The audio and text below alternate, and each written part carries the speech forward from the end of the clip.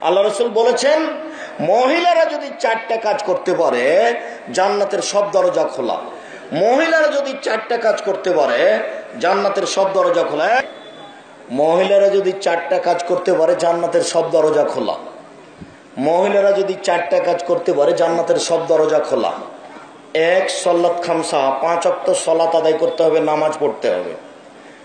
2 সমাত সাহারা, রমজান মাসের সিয়াম রোজা থাকতে হবে।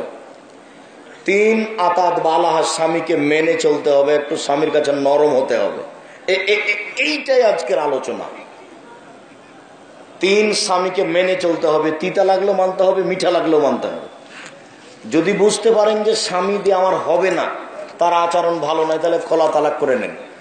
কাজীর কাছে যান, একটা না দাবি নামা লিখে নেন, দিয়ে স্বামীর কাছে পাঠিয়ে দেন, আর যোগাযোগ লাগবে না। 1 মাস পরে অন্য জায়গাতে বিবাহ বসেন, কোনো সমস্যা নেই, কোনো সমস্যা নেই। আর যদি এই স্বামী তিতা লাগলেও মিঠা লাগলেও তার সেবাই করতে হবে। আপনি একটু বলতে শিখুন না কেন, শোনুন আমি আপনাকে খুব ভালোবাসি, আমার জীবনের সবকিছু আপনি, আপনার পায়ের নিচে আমি আমার জীবন বিলিয়ে দিতে চাই।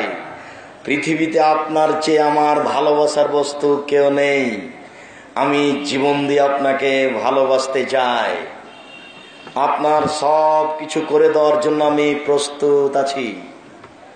এই কথা আপনি বলবেন, মহিলা মানুষ স্বামীকে বলবেন। আর আপনাকে একটু বলি, আপনি কোনো সময় রাগ করিয়েন না, গালি দিয়েন না, খালি প্রশংসা করবেন, খুব ভালো বলবেন। আপনি সেবা নেবেন কত, সারা রাত পা টিপে দিবেন, কিন্তু গালি দিয়েন না। আর শ্বশুর শাশুড়িকে গালি দিয়ে কিছু বলবেন না, টাকা চাইবেন না কোনোদিন শ্বশুরের কাছে। ওটা তো বলা আছে ভিক্ষা করে খাবো, কিন্তু শ্বশুরের কাছে টাকা নিব না। ভিক্ষা করা টাকা দিয়ে চাউল কিনে ভাত খেয়ে ইবাদত কবুল হবে, শ্বশুরের কাছে টাকা নিয়ে ওই টাকা দিয়ে চাউল কিনে ভাত খেয়ে ইবাদত কবুল হবে না। ওটা যৌতুক, ওটা 24 ঘন্টার মধ্যে টাকা ফেরত দিতে বলেছি, জরুরি ভিত্তিতে আপনাকে ফেরত দিতেই হবে। 4টা কাজ করলে আপনার জন্য জান্নাত, আপনি মহিলা মানুষ। 1 5 ওয়াক্ত সালাত, 2 রমজান মাসে রোজা সিয়াম, 3 স্বামীকে মেনে চলবেন, 4 জেনা করবেন না, জান্নাত হবে।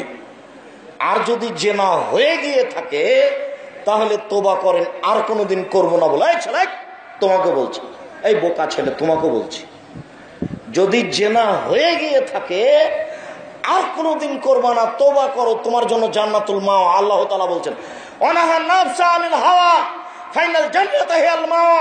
পৃথিবীর মানুষ শুনে রেখো, তোমরা যদি তোমাদের প্রবৃত্তি জেনাকে ঠেকাতে পারো, আমি আল্লাহ তোমাকে জান্নাতুল মাওয়া দিয়ে দিলাম। প্রবৃত্তিকে ঠেকাতে পারে যে জান্নাতুল মাওয়া পাবে সে, প্রবৃত্তিকে ঠেকাতে পারে যে জান্নাতুল মাওয়া পাবে সে। পৃথিবীর মানুষ শুনে রেখো, আমি মানুষের জন্য জান্নাত তৈরি করেছি। কেউ যদি জেনার মতো পাপ থেকে নিজেকে, অশ্লীল কাজ থেকে নিজেকে ঠেকাতে পারে, আমি আল্লাহ তাকে জান্নাতুল মাওয়া দিয়ে দিলাম। অনাহা নাফসা আনিল হাওয়া ফাইনাল জান্নাতু হিয়াল মাওয়া। জান্নাতুল মাওয়ায় তার জন্য থাকার জায়গা। সম্মানিত দিনী ভাই বোন, আপনাকে আমি অনুরোধ জানাচ্ছি, আপনি স্বামীর সাথে ভালো নম্র আচরণ করতে শিখুন।